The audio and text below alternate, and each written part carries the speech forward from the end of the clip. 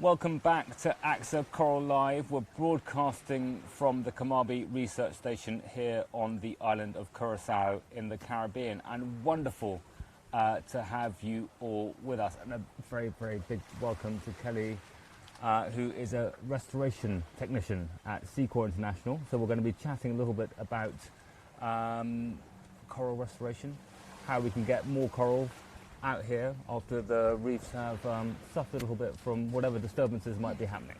We'll come on to that in a minute, but we're going to welcome a whole bunch of schools who are watching and have sent in some shout outs. But first of all, we have schools from the UK, Nigeria, Portugal, Romania, Switzerland, India, Thailand, Bermuda and Egypt joining us this morning, which is fantastic.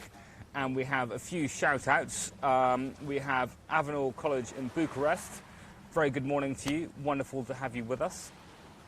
We have Beaver Green Primary School in the UK, alongside Boulder Academy in Isleworth. Fantastic to have you there, and I know that you have Ellie as one of your STEM ambassadors, I think. They're fantastic to have you with us, and great to have all the other schools joining too. Kelly, it would be just great to before we, I mean, today's all about sort of adaptation and coral adaptation and those kind of things, and we can come on to that in a bit. But I was struck by your job title, restoration technician. I mean, it almost sounds like you're sort of like a coral baby doctor or something like that. I mean, what does restoration technician mean? So yeah, like you said, I work for Seacore International, and here on Curacao, we work in a team of two. We have a research scientist, which would be Valerie. Okay.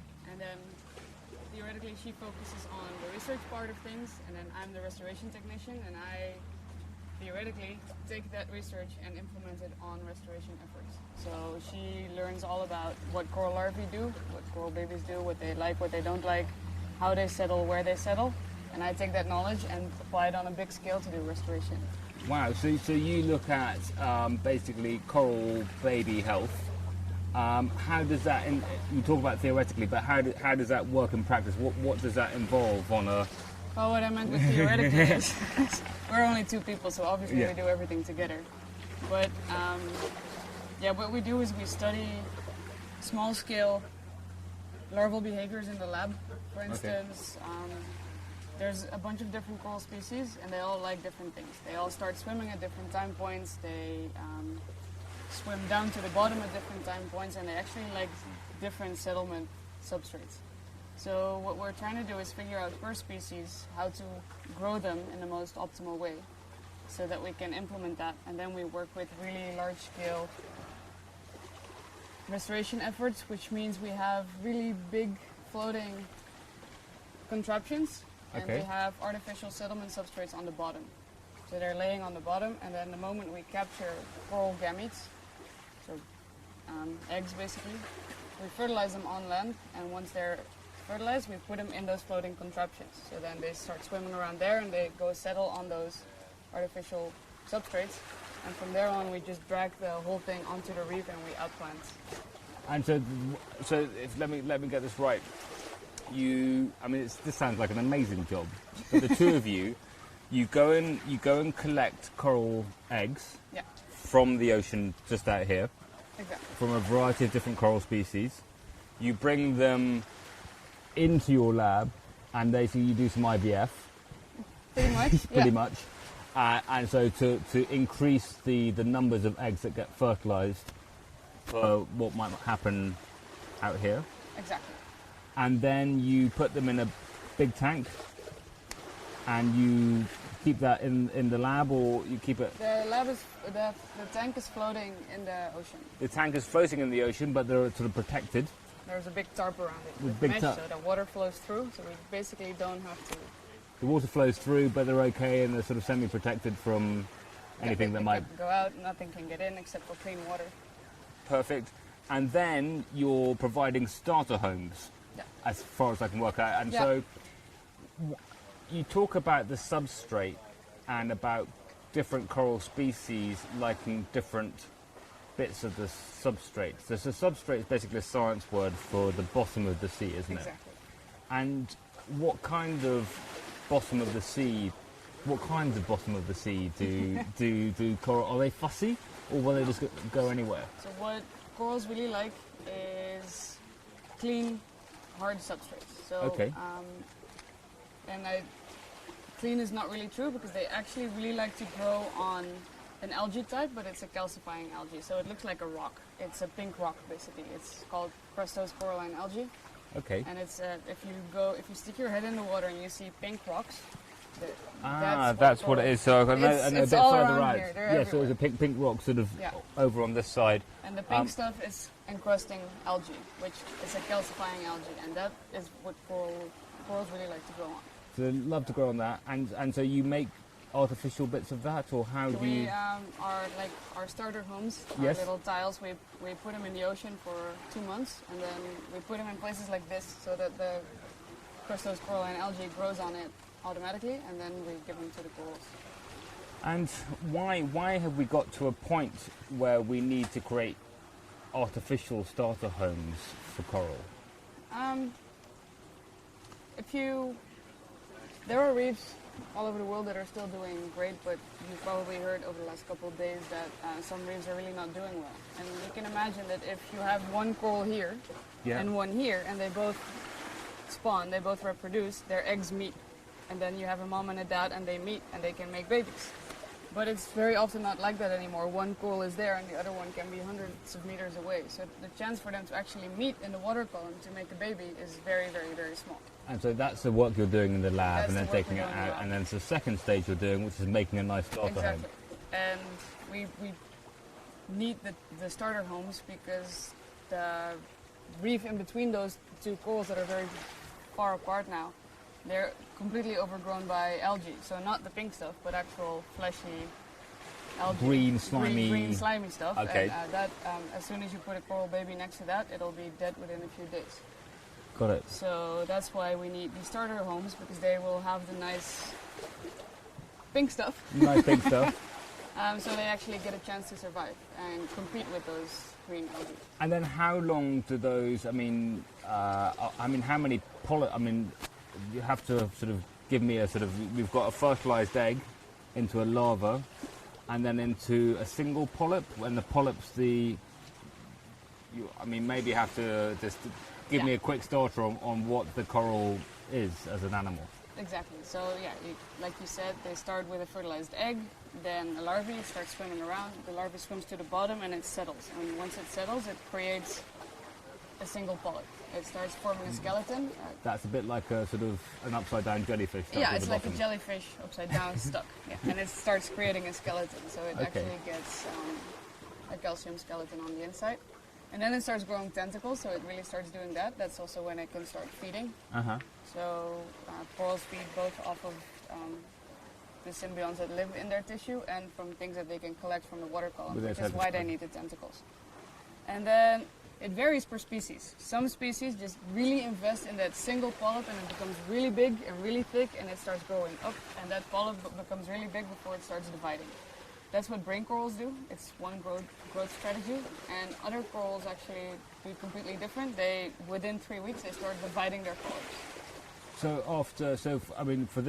a sort of quickly dividing polyp, you've got a single polyp that then splits into two and makes two of itself, and then divides and divides. So after a month, how many polyps are we looking at? I actually looked at them 2 days ago, and they're now at 5-6 polyps. 5-6 polyps, and then after another month, what are we looking at then?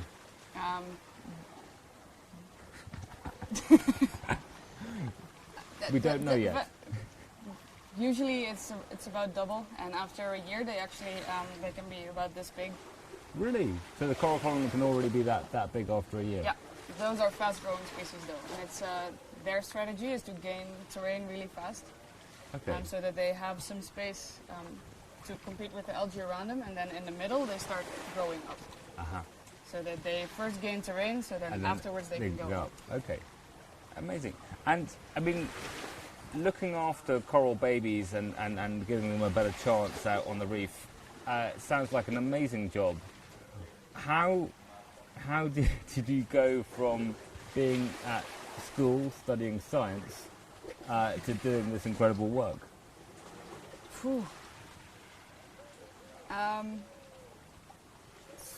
That's a good question. I mean, I came to this island when I was 7 years old, and so that's when I started diving. So I've always had a big interest in the reef, and since I've been here on this island for so long, I actually saw reef degrading over the last 20 years, really, really badly. So I thought that was sad, and I wanted to do something about it. So I started studying marine science. First a bachelor in biology, and then general biology, ecology actually, and then on to a master's in marine science in Amsterdam. And since my family was living here, it was really easy for me to come here to do internships. So I actually did a lot of internships here at the research station, and I got involved with Sea Corps in 2013. And I really liked the work that they were doing. I thought, okay, I love studying and I love the basic science, but I also really like the fact that they're actually trying to help. And obviously you cannot do restoration without research. So what I really liked about this place was that it's both happening at the same time. So then I got more and more involved. I started volunteering and more volunteering and more volunteering until I finally got a job 2 years ago. Incredible. And that's now is this for you? You see yourself as being your career as a coral restoration expert? For now, yeah. For now. You never know, but yeah, no, there's so much still unknown and still to be identified, I guess. So yeah, no, for now I really enjoy what I'm doing. Perfect. And just going back to that moment that you first saw the reef, age 7. I mean, I don't know whether we've got any 7-year-olds watching, but there's certainly some sort of primary school age children watching. Can you describe, trying to remember your young self, what the reef felt like, what it felt like to see it for the first time? Honestly, I was on vacation with my family, and they all went to go do a open water course at this tiny, tiny dive school on the other side of the island. They had like 4 BCDs and 4 tanks, and that was it. And I was super jealous. I thought it looked like fun, so I was whining and whining and whining until I finally got my way. And because officially you're not allowed to dive when you're 7, but no. This was 20 years ago, so the rules were a little less strict. So they took me hand in hand with the instructor, and first thing I saw was a huge pufferfish, and that's kind of all I remember, because I was like, this is amazing. And then this was just a little sandbank, and we went around the corner to the actual reef, and there were parrotfish everywhere, and then the big ones, not the ones that we see now, but the really big rainbow ones. It was just great, and I didn't even see the coral back then, because obviously I was 7 and I just saw fish everywhere, and it was great. But just that image of all those parrotfish there, and then looking in the water now, it's quite striking. Because and that, is that just here, or is that sort of in other places on the island as well? I mean, this reef is particularly bad because we have there's a big channel here with that's been dredged, so a lot of sand has been thrown on the reef. There are other places like this on the island, but there's also still a lot of places that are super healthy, which is nice. Yes. And just a couple of questions coming through is really sort of what is your favourite part of your job? It's going to be a super cheesy answer, but it's every time, like we do coral spawning 6-7 times a year, and every time it's that part of it. I mean, the entire process of seeing the coral spawn, it's super charismatic to see. You see these bundles floating up into the water column, all synchronized. That's just really great to see. Then to take those into the lab, and it's always, we put the moms and dads together, and then we wait. I mean, there's nothing else we can do but wait. So then it's an hour and a half of waiting until you see the first cell divisions. That means that the eggs are fertilized. Again, you're like, wow, it's working. And then after that, we give them those starter homes, and then it's again waiting until they actually settle. So then it's again this moment like, wow, they actually settled, and that's really cool to see, because you see these tiny, tiny 1 millimeter polyps with tiny tentacles, and those will hopefully grow into big corals. So seeing that process time and time, like every time, it's very rewarding to see that it's actually working. That's fantastic. And then, I mean, sorry, but again, you go back a month later, which I did two days ago, and to see that like more than 80% was still alive, which is really, really great. And that was for Cropro palmata, which is a critically endangered species. So A cropper palmata. it's an elkhorn. Elkhorn the coral. ones that do Okay. the really large Yes. branching. So it's just all very rewarding to see when it works. That sounds fantastic. And what kind of numbers are we talking about when you know?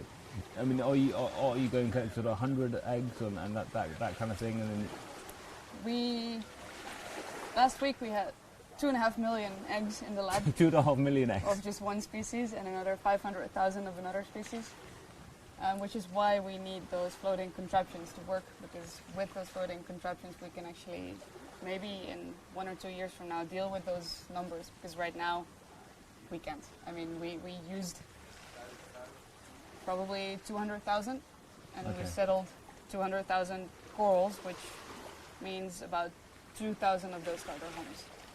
So 200,000 corals, and then you work out that that's going to, about, there'll be only 1 in 1,000 will make it to. No, so you have multiple settlers per starter home. Okay, multiple settlers per starter home. Okay. But yeah, right now we can do about 2,000 starter homes per month. 2,000, and so that's 24,000 a year. That's 50,000. I mean, like I said, it's just the two of us, and this is a long-term goal of Secor to do this better. But yeah, this is the goal, and right now it's not feasible because we're just not there yet, both in terms of manpower and because we just started testing those floating contraptions last year. But yeah, the end goal is to do about 100,000 per year. Now, I mean, interesting questions are coming through. Is obviously that you're having to do coral restoration work because corals are not adapting very well to the changing environment. Yeah. Are there examples of where coral has adapted to the changing environment? Yes, actually. Yeah, that's actually a really cool story. It's research we did here a couple of years ago. We have a coral species here. It's called the golf ball coral. It's a tiny little coral. Yeah. It grows super shallow, and they are from baby to being mature, so that they actually can reproduce themselves. Only takes 1 year. So they have a super fast regeneration time, which means they can adapt really fast. Okay. For humans, it takes like 25 or more years before you make babies. So before an adaptation can actually come through, it takes a really long time. But if you make babies every year, starting from the year of being 1, it goes really fast. And actually that golf ball coral, we studied it because it's growing in front of a warm water outlet. We have a water desalination plant here. It's called the Water Factory. Just around the corner. Just around the corner. And the water that's being treated there is being, like the wastewater is being pumped back onto the reef, and it's 31 degrees, which is... So we might just have to, you know, I think some students probably know about thermal bleaching, the effect of warm water on coral, but maybe not all. Okay, let me rewind. So one of the biggest threats of coral reefs, mostly in Australia, but actually all over the world right now, is the warming climate. The water is getting warmer, and corals cannot really deal with that. They get stressed out, which causes them to bleach. They become completely white, and that is because they lose some of the plants that are living in their tissue. And those plants that are living in their tissue actually allows them to eat, because those plants live from the sun. Okay. And once those plants are out of their tissue, they cannot eat anymore. So then they're sitting there without being able to eat. And if that takes too long, they die, because they die from hunger. If the temperature rise is only short, they can recover, but if it's too long, they all die. And that's what's been happening in the Great Barrier Reef a lot. Like, a lot of the reefs have been lost because the water temperature is going up. Now here around the corner, Yes. we have a warm water outlet on the reef, and the water is 5 degrees higher than it should be. 3 to 5 degrees higher than it should be. So you would think there's absolutely nothing there, because it should all have been dead, because the water factory has been there for 30 years, so it's been long.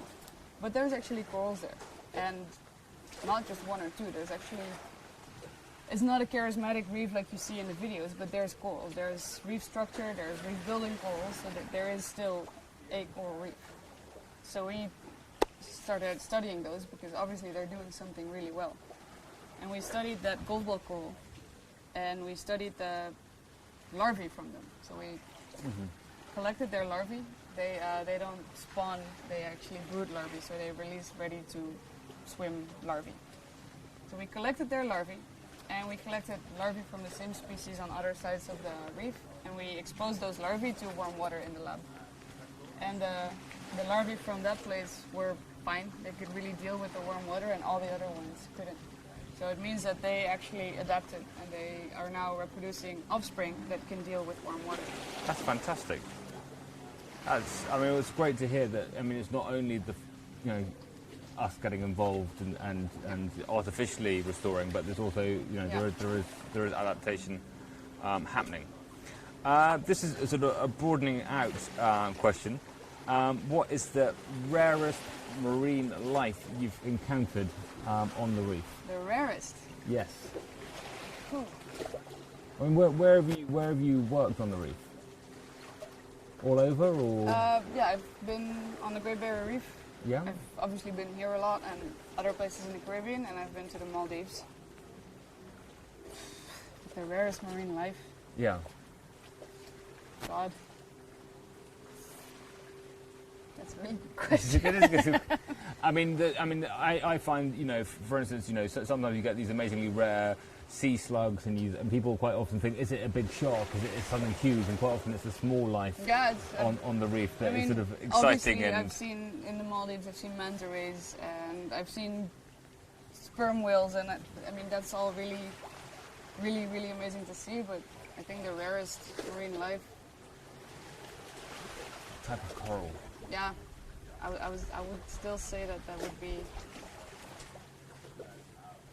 There's a few pieces of black coral around still here on the island. It's almost completely gone all over the world, but there's still a few here.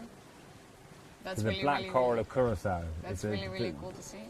But still, what I think is, cheesy as it may sound, it's actually witnessing coral spawning of critically endangered species like the elkhorn coral, to see that and to see them massively reproduce that. And to play a role in helping that rare event, that elkhorn coral spawning, in being successful. Yeah. Amazing. Looking again, making this connection between what you're doing here and for teenagers in all these different countries around the world who aren't necessarily able to, help coral babies and plant them out on the reef. What can young people and teenagers around the world do to help save the coral reef?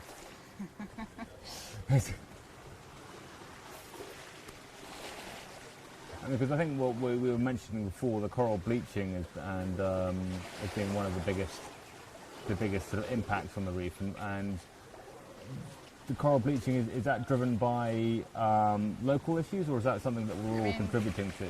There's a couple things that are really, really harming the reef. It's indeed climate change, which is something where the entire world is responsible for. It's all the factories, the big industries, planes, cars, everything that we do that puts greenhouse gases into the atmosphere, that's causing that.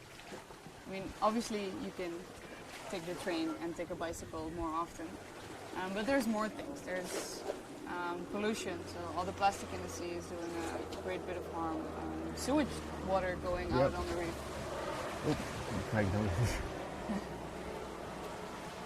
There's on Curacao, sewage water is a really, really, really big problem.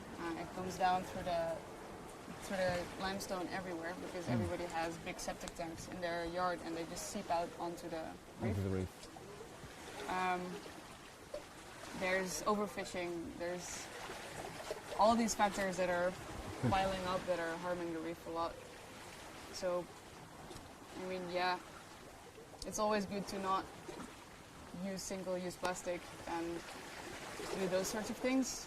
But I think the biggest thing is to just help spread awareness. So if the teenagers, first of all, is spread awareness of the problems that are happening on the reef and the importance of the reef to people, and maybe we can get onto that in a bit, then there is the ability to reduce your use of plastic, and especially single-use plastic, and then to think about your emissions, I think you were saying. So thinking about sort of what and how you eat, how you travel and how you live, and thinking about ways that you can start to have a bit more of a reef-friendly life wherever you are. I mean, I've got another question coming in, and this is an interest, you talking about the different reefs that you've been to. What differences do you see between, for instance, the reef here in Curacao and the Great Barrier Reef? Ooh, it's very different. It's really, really very different. Okay. Here in Curacao, well, in the Caribbean, we only have about 150 coral species. And in the Great Barrier Reef, it's over 400. People say the Great Barrier Reef is more colorful. I don't technically agree, because if you just look close enough here, obviously we don't have blue and pink and purple everywhere, but if you stick your head closer to the reef, you actually see a lot of corals on the reefs here as well. But the Great Barrier Reef has a lot of fast-growing corals, the ones that I was describing earlier, the branching coral that grow really fast, which also means they can recover faster, right? Because if they get wiped out one year, they can actually be grown back for a bit already the next year. The ones here, we only have the elkhorn corals and the staghorn corals that grow fast, but everything else grows super, super slow. That's a big difference in the two reef types. So that's why we're actually lucky here that things are not that bad yet in terms of bleaching, because it would take longer for reefs here to grow back. So you've got much more diversity on the Great Barrier Reef, and someone said that's because all sort of coral started in the Coral Triangle, sort of an area of Southeast Asia, and spread out from there. So the further away you get, so for example, the Caribbean is you get less diversity, the further you are. Yeah. And then the sort of the Great Barrier Reef more obvious in its coloration and its diversity, rather than here you have to look a bit more closely at.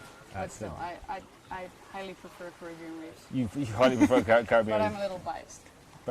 I mean, I think just going back to one of the points we're raising about the importance of the reef, and this idea of ecosystem goods and services as one way of looking at the importance of the reef, and it's something bonkers. Like, so the reef is worth like $900 billion a year, or $1 trillion a year, if you put a financial value on the tourism revenues, on the coastal protection, the thousands of kilometres of reef, sort of coastline the reef protects, acts as a sort of sea barrier.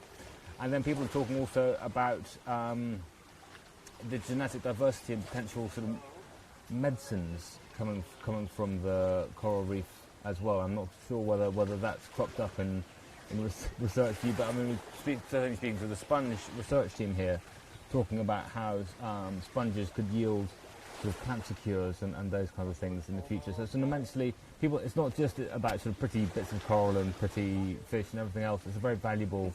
Yeah, exactly.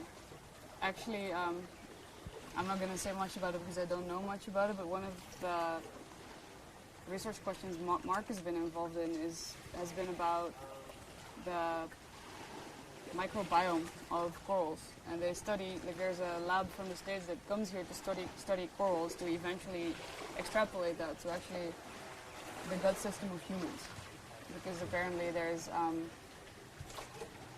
microbes that are very similar. Like I said, I'm not gonna go. So microbes in the coral has inside it, which is similar. The functioning. They study the functioning of it to eventually extrapolate that to how our gut microbes might work.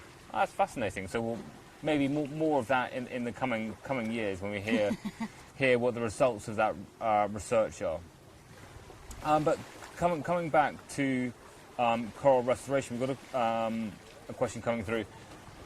Can all corals be restored in the same way, or do you have to use different techniques for different species? Yes.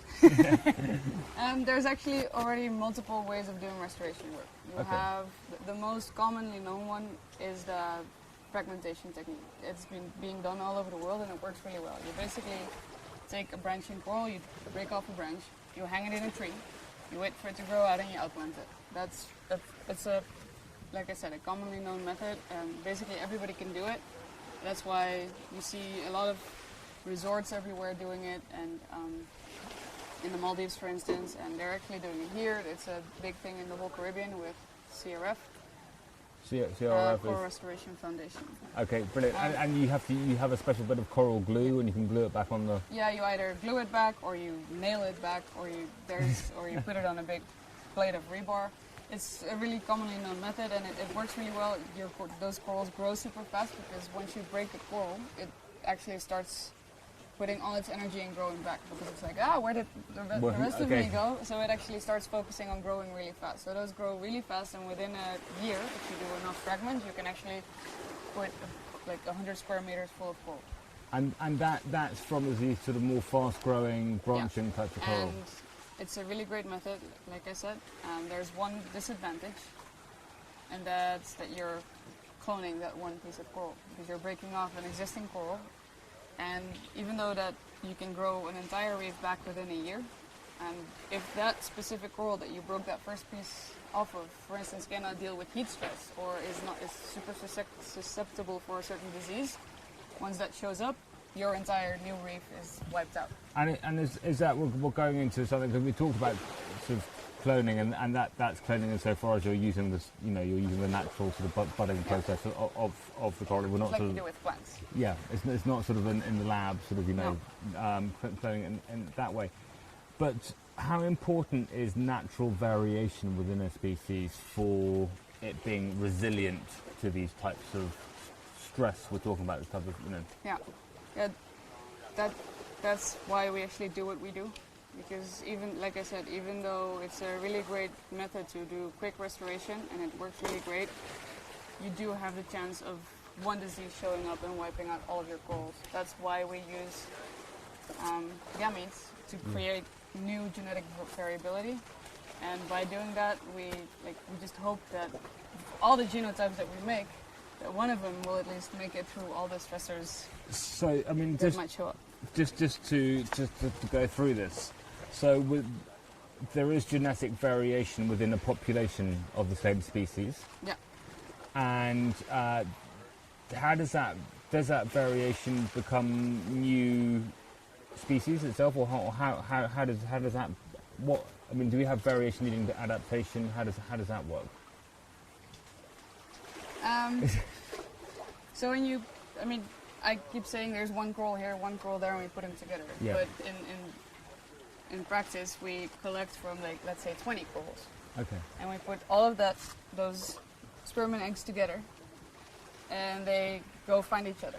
So there's different moms and different dads all finding each other. So all those single larvae are completely different from one another.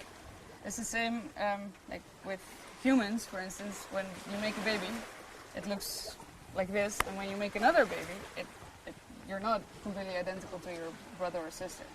So even when two parents make babies twice, they will always be slightly genetically different. So your brother may get the flu and you might not, just because you're more resistant to it. So that's what we do with making all these babies from different parents. We try to make as many options as possible, just so that they might make it. Got it. So I'm just going to see where the next question is coming from. Here we are. Now, the question is, do you study all species within the coral reef, or just one or two species? Which coral? How many coral species are you working on at the moment? 15-ish. 15, and there's about 70 hard corals here in Curacao? Yeah. How have you chosen those 15? They're the most common ones. Okay. So Seacor started their work with elkhorn coral and staghorn coral because they're critically endangered. So they started with doing that. And the first couple of years that Seacor was doing work on Curacao, we only focused on those species. But Kermabi, in the meantime, was already working with all the other species. So They have already been studying all the other species for years. But then we actually started seeing, hey, these elkhorn corals, they do really well as long as we actually outplant them on healthy reefs. But as soon as you put them on a place like this, where there's basically only sand left, they're just not going to do well because they get smothered in the sand and it's not going to work. And so that's when they're babies that having just sand coming over them, they're just Yeah. not coping. Exactly. So that's when we started looking at places in front of town, like in front of, we have a big town here with a big refinery and it's a big harbor. Yep. It's, you would expect that in front of town there's absolutely nothing there. And there's a really big thriving reef that looks really great and it's really dominated by brain corals. And soft corals, but mostly brain corals. So that's why we started thinking, hey, if we actually want to do reef restoration, we might want to start working with those species that do well under really rough circumstances. So that's when we started focusing more on brain corals, to be able to use those to actually restore reefs that look like this. So you start that, and then once you've got that base reef there, then you can Exactly. start to bring The idea on... is that we start putting brain corals to actually get a new structure, because corals need structure. Like I said, they need Yeah. a substrate to sit on, pink stuff. So once we can create that with brain corals, we might, in let's say 20 years from now, because they grow slow, we might be able to start putting the more charismatic species in there as well. Charismatic. That's what people call them. Like the brain corals, even I find them very pretty because they're super colorful, but it's just a ball. And people like to see the big elkhorns and the big yeah. star corals. Cool. Now, the question is what is your, this is sort of more of a technical question, what is the favourite bit of kit that you use in your coral restoration work? My favorite kit, as in, Yeah. Do you have, like, we've got these, the sponge guys who are on the beach at the moment about to go out, and they have a sponge poop collecting system as part of the research. true. Do you have a favourite thing? I mean, you're talking about your floating sort of hatcheries. Yeah, my floating contraption would Yeah. be one of those, because I've been involved in studying those from the beginning, and we've over the years been trying to, well, it's only been 2 years, but we've been trying to improve them, and I've been heavily involved in making that work. Are you allowed to share sort of what those improvements look like, Yeah. or how you go through that? We started with this PVC, obviously, we're marine biologists, we work with PVC. It was a square made out of PVC with a tarp. Which is PVC. We're talking really about the sort of tubing you might Yeah. use for plumbing in your Well, home. They're everywhere here, but, the pipes. Might be past one if we're very lucky. One of these, Here's And where, then, yes, just by a chance. little thicker though. Yeah. And then it was a big square with a tarp. Yes, one of these. Actually, this one. this one. Yeah. This Okay. one That was actually lucky. came from the pool. They're called in situ pools. Uh-huh. In situ larval rearing pools. A tarp went around it, and then it had four big floats on the side, so it would stay out of the water. And then there was crates hanging in there with the starter homes. And then once the larvae were fertilized, you would put them in there. But coral larvae are very sticky. They stick to sides, and they stick to each other, and they stick to pipettes. So you can imagine if you have a square, they all get stuck in the corners. So that It's even though not funny, although. no, but it worked really well. Yeah. We had great settlement still on the starter homes, but it could definitely be improved because of the squares. That was one. Also, it was hand sewn, so even though we had it in a super sheltered spot inside the Curacao Sea Aquarium, sheltered by multiple breakwaters, it ripped. And the idea for these contraptions is to be able to use them in super remote locations, to bring them just somewhere offshore, moor them to an anchor, Yep. and throw larvae in there, so you won't need a lab to do coral restoration work. So obviously this square thing that ripped wasn't going to work for that purpose. So what is it now? How have you Now- got a non-rip, non-sticky corner? Now we have this idea, and it's actually hard to explain, but it's shaped like a river raft. Okay. Like it's it has An two oval, rounded yeah. bow and a stern, and then like you go rafting on a Yeah. river. And it's an inflatable instead of PVC, just so that it actually floats without having to use extra buoys. So the whole thing is inflated, and then there's again a big plastic tarp that you can pull around, And then there's still crates for now, but eventually we want to string the starter homes in there. But there's crates with the starter homes hanging in this thing, and the first ones could only take about 500, and these can take 1,500 starter homes at once. So we can put a lot of larvae in there. And the idea is that once the larvae have settled on the starter homes, we can remove the tarp.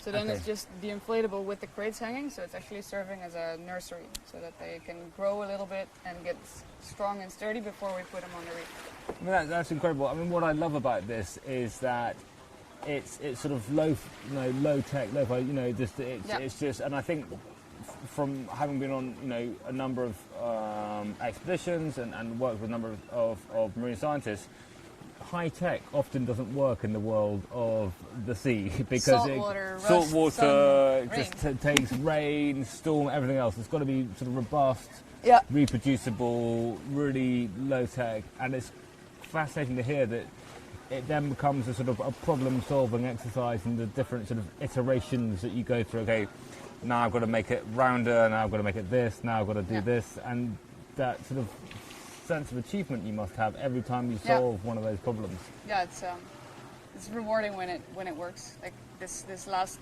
pool in the last season, we just moored it from in a sandy channel, and it took a lot of wind and a lot of rain, and it's holding up. So and we grew larvae in it, settlers in it. So that's the most important part, obviously. Yeah. Congratulations. Thank you. I think we have time for just very sadly sort of one more question. And it's about future aspirations, and it's for future aspirations for your career, but I'd also like to add on to that future aspirations for the reef here in Curacao.